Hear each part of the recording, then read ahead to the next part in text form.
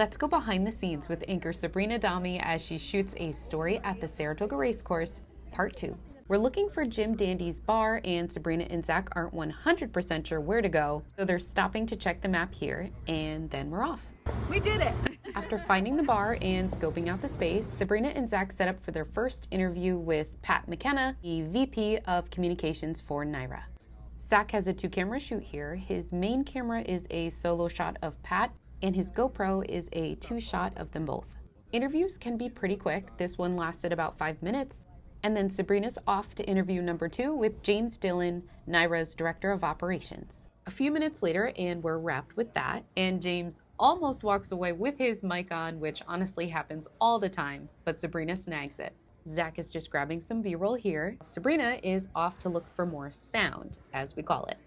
Little side tangent, I've worked with Subrina for more than 15 years, and I love watching her in the field. She is so experienced and also so kind, and she isn't afraid to introduce herself and ask for the interview we need. I am Subrina Dhammi from News Channel. Yeah, nice to meet you.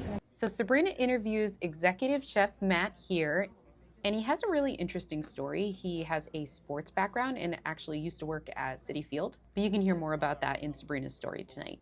After our interview with Matt, a formal announcement is made to the group, and then we are set free to taste some food and get the shots we need.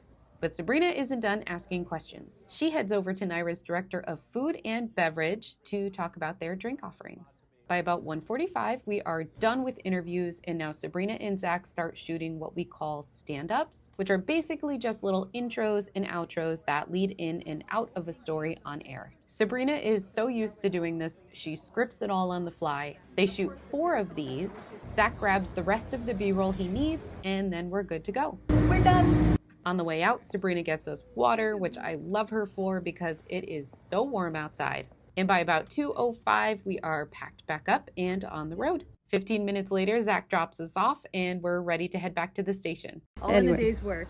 This is true. I am back to the station by 2:53, about 3 hours after I left. Credit to Zach and Subrina because they now have to cut these stories together, and I am beat from this heat. Don't forget, we are broadcasting live from the track all day today for opening day, so feel free to check us out. Thanks for watching.